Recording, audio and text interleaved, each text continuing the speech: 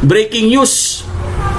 Senator Bongo po at saka si Senator Bato de la Rosa, mga kaibigan, pinangalanan na po ng ICC. Ito po, mga kaibigan, ipakita lang po natin yung balita po para mabigyan po kayo ng idea, guys. Dahil sa totoo lang, nagulat din ako eh. Sabi ko, bakit ganon? Bakit kasama sila? Ayan po, mga kaibigan, no? I-ano lang natin yung breaking news natin, ipakita po natin dito para meron po kayong idea. Basahin lang po natin. ICC pinangalanan sina Senators Bato at Bongo bilang co-perpetrators. Pinangalanan ng International Criminal Court sina Senator Ronald De La Rosa at Senator Bongo bilang umano'y mga co-perpetrators sa kasong Crimes Against Humanity kaugnay ng kampanya kontra droga ni dating Pangulong Duterte. So, ito ay nakikita sa lesser redacted version ng document containing the charges na inilabas ng ICC noong February 13 of 2026. Sa dokumento, nakasaad noon na mayroong umanong common plan ang ilang matataas na opisyal ng gobyerno upang i-neutralize ang mga hinihinalang sangkot sa iligal na droga sa bansa. Kasama rin sa mga pinangalanan si dating Justice Secretary Vitaliano Aguirre II, pati na ang ibang mga dating opisyal ng Philippine National Police at iba pang mga ehensya. Ayon sa ICC, saklaw ng kaso ang mga insidenteng naganap mula November 1, 2011 hanggang March 6 of 2019. Panahon na si FPRD ay alkalde ng Davao City at kalaunan ay naging pangulo ng bansa. So mga kaibigan, grabe po itong balita na po ito, guys, no? Talagang hindi po natin inaasahan na masasangkot po ang pangalan ni Senator Bongo. Si Senator Bato de la Rosa, alam naman talaga natin kasi nga lumabas yung pinapakalat po nitong ombudsman, itong bagong ombudsman. Pinapakalat po na itong si Bato de la Rosa ay may warrant of arrest daw. Pero hindi naman kino-confirm ng DILG, hindi kino-confirm ng NBI, hindi rin kino-confirm ng Department of Justice. So parang naglolokohan lang po sila, no? Ibig sabihin, guys, parang ito po isang patibong. Ngayon, nagulat po ang lahat. Dahil ngayon lang araw po, lumabas po ito, guys, na kasama na po ang pangalan ni Senator Bongo. Kasama po ito sa redacted. Isa daw siya sa mga co-perpetrators. Sabi ko, paano nangyari 'yun? 'Di ba? Hindi naman authorized si Bato si Senator Bongo sa mga kung ano po mga lakad ni President Duterte. Kasi po, alam natin, guys, na si Senator Bongo ay isang SAP, no? Special Assistance of the President. Pero guys, hindi naman siya katulad ni Bato de la Rosa na hawak niya ang mga kapulisan. 'Di ba? Assistant lang po siya, mga kaibigan, pero bakit naisama yung pangalan niya dito? Ibig sabihin, alam na natin ang plano nila. 'Di ba? Alam na natin, guys. Talagang uubusin po lahat ng mga Duterte block. Kasi alam nila, mga kaibigan, na magkakaroon na naman po ito ng botohan sa Senado. Kasi po, kung iaakyat nila ang impeachment ni Vice President sa Senado, guys, at kompleto pa rin ang numbers doon, hindi na naman po ma-impeach si VP Sara. Madidismaya na naman po sila, mga kaibigan. Kaya ang gagawin nila dyan, ito po, patibong. Yes, isa po itong patibong. Isa po itong trap. It's a trap. Kaya po, mga kaibigan, talagang ang payo po sa kanila, no? Marami na po nagpapayo, pinayuhan na po itong si Bato de la Rosa. Alam mo natin si Bato, hindi na po siya nagpapakita. Malamang sa malamang, itong si Senator Bongo, mga kaibigan, hindi na rin po ito magpapakita. Kasi po, talagang hinahanda na po nila lahat ng strategy para lahat ng mga Duterte block ay maubos. Kasi po, mga kaibigan, malakas talaga ang puwersa ni Vice President Sara Duterte.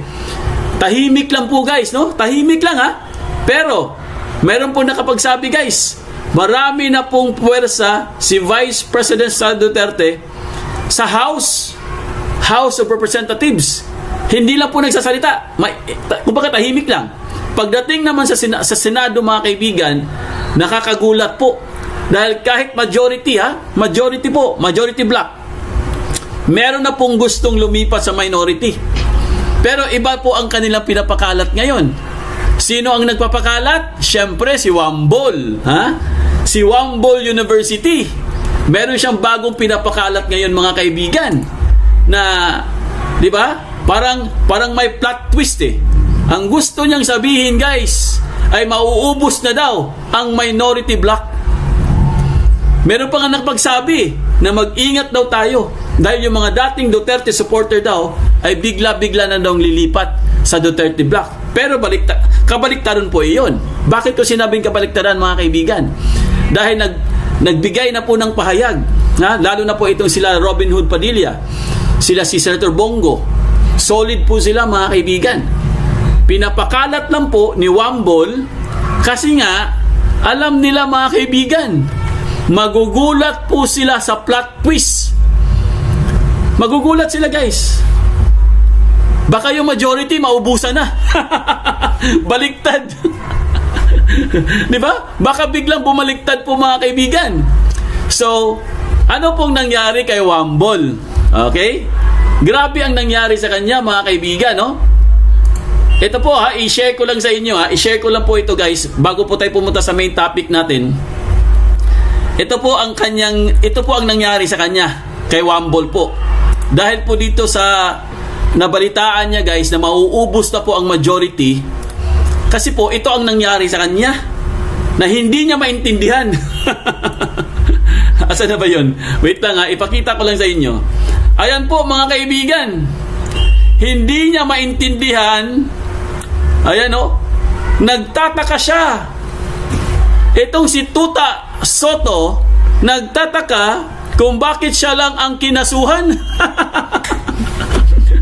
Kaya po, mga kaibigan, kanina po, guys, may lumabas po ng isang source na itong si Tuta Soto daw, mga kaibigan, nagwawala na daw. Naghurimentado na daw, mga kaibigan, kung anong nangyari sa kanya. Kasi po, mga kaibigan, pinagkakaisahan siya. Wala na pong gustong tumulong sa kanya. Kaya nga, ayon po sa source, kahit yung mga majority, guys, hindi naman lahat, no? Pero meron daw sa majority, mga lima daw sila dyan, ay talaga dinidiin daw nila itong si Tuta, itong si Wambol. Kaya po kanina, guys, may nagsabi na talagang natataranta na po siya, nabubulabog na, yung parabang naghihirimentado na po, nagwawala na po itong si Wambol. Ang tawag dyan, karma. Ayan, no? Tito Soto, nagtataka kung bakit siya lang ang kinasuhan.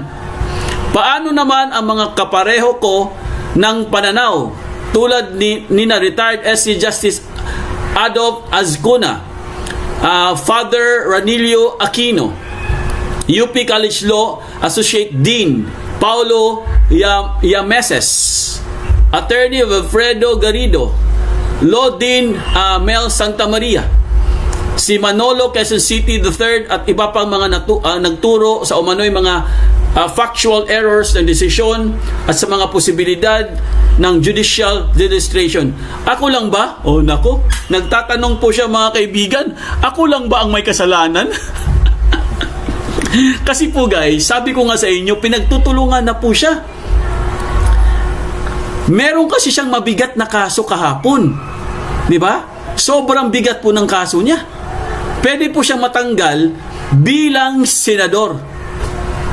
Makukulong na siya, magbabayad pa siya, maari pang or may posibilidad pa na matanggal siya bilang senador dahil mabigat po ang kanyang kaso, mga kaibigan. At ito po, naka-file na po ang kanyang kaso kagabi lang. So ito, basahin lang natin para makumpleto lang po yung context natin. Mariing kinestyon ni Senate President Vicente Tito Soto III kung bakit siya lamang ang nahaharap sa indirect contempt petition kaugnay ng kanyang mga pahayag sa desisyon ng Korte Suprema sa impeachment complaint laban kay VP Sara Duterte. Ayon kay Soto, hihintayin muna niya ang opisyal na kopya mula sa Korte Suprema bago siya magbigay ng formal na sagot sa kaso. Hihintayin ko muna ang opisyal na kopya mula sa Korte Suprema bago ako sumagot. Kung sakali, pero paano naman ang mga kapareho ko na pananaw tulad din na retired SC Justice Adolf Ascuna? I will wait for the SC copy before I answer if ever, but what about those who are aligned with my opinion?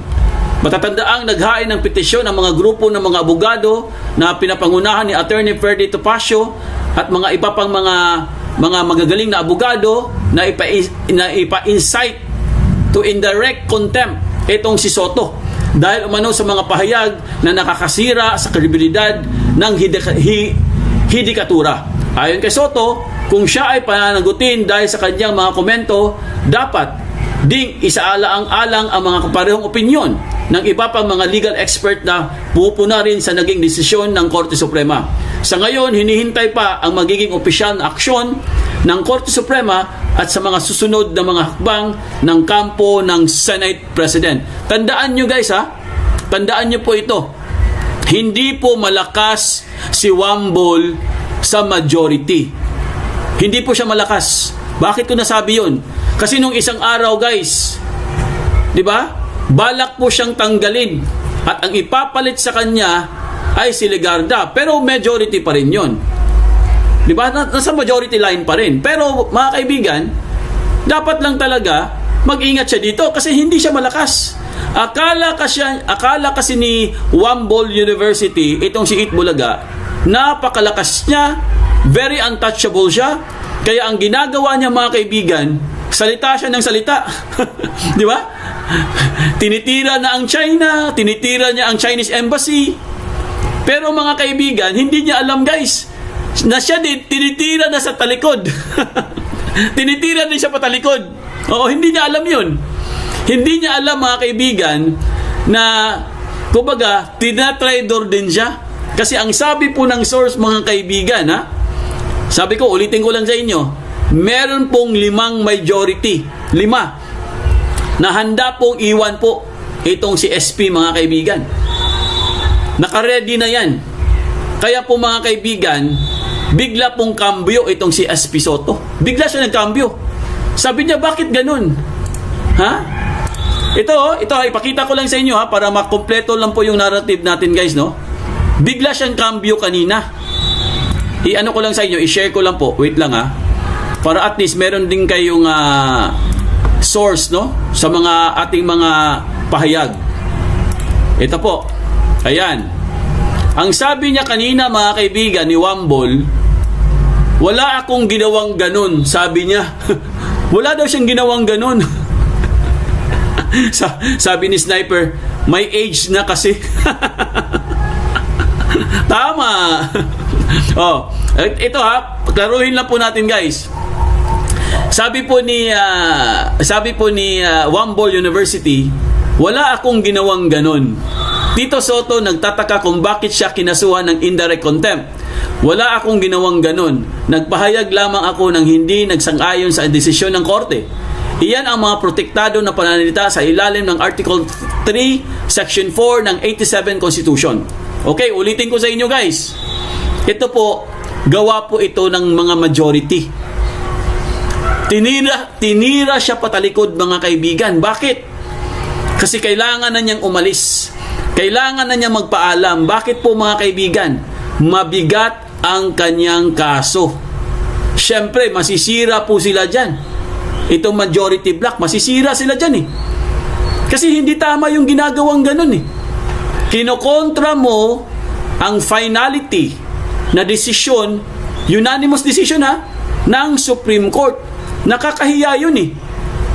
Now, pag hindi nila ito papaalisin, itong si Wambol University, masisira po ang majority mga kaibigan. Sabihin ko sa inyo guys, mauubos sila. Magugulat na lang tayo, magkakaroon po ng transformation. Wala na pong majority. Kung meron mang matitira, 3, 4, 5. Karamihan po, lilipat na po guys. Bakit? Mahihiya po sila or nahihiya sila sa ginawa nitong si Wambol University. Hindi po siya abogado, wala po siyang alam. Kung mayroon man siyang alam, nakiki-ride on lang po siya sa kanyang mga legal. Pero hindi po tama ang kanyang pahayag patungkol po sa Supreme Court. Dahil ang Supreme Court po, mga kaibigan, hindi po isang tao yan. Marami po sila, guys. Ilan po ang mga justices dyan sa Supreme Court? Puro mga magagaling na mga abogado. Hindi ka magiging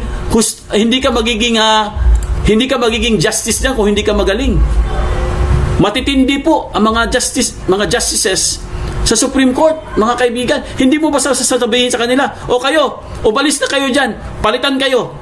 Hindi mo pwedeng sabihin ganun. Di ba? Bawal po yun, mga kaibigan.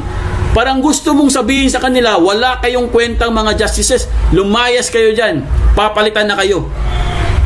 So, mabigat. Napakabigat ng kanyang kaso. Di ba? Kasi kung babasahin po natin dito, mga kaibigan, iginiit ni Soto na wala siyang ginawang paglabag at simpleng hindi pasang-ayon lamang ng kanyang ipinapahayag. So, ang gusto niyang sabihin dito, guys, isa po yung freedom of speech or freedom of expression ang kanyang pahayag. Pero hindi po pwedeng tanggapin yun as freedom of speech. Bakit po, mga kaibigan? Hindi naman siya civilian. Hindi naman siya ordinaryong citizen. Siya po ay senador. Hindi lang senador. Siya po ay isang SP, Senate President. Kailangan, guys, pag ikaw ay isang nasa mataas na posisyon, kailangan mong galangin, kailangan mong suportahan ang sinasabi ng katastaasan na hukuman, which is the Supreme Court. Kasi pag hindi mo ginawa yan, magkakaroon po tayo ng problema, mga kaibigan. Kung hindi nga sumusunod ang mga matataas na posisyon, nasa posisyon katulad ng SP, ano pa kaya? Paano pa kaya yung mga maliliit na mga kababayan natin? Ano na lang pong gagawin natin, guys? Sabi nga nila, the Supreme Court is the last bastion or ang pinakahuling resort, no? The last resort para po sa ating hustisya, para makakuha po tayo ng tamang hustisya, mga kaibigan. Tapos may mga ganyan, katulad ni Wambol University, na nagmamagaling po. Wala namang alam.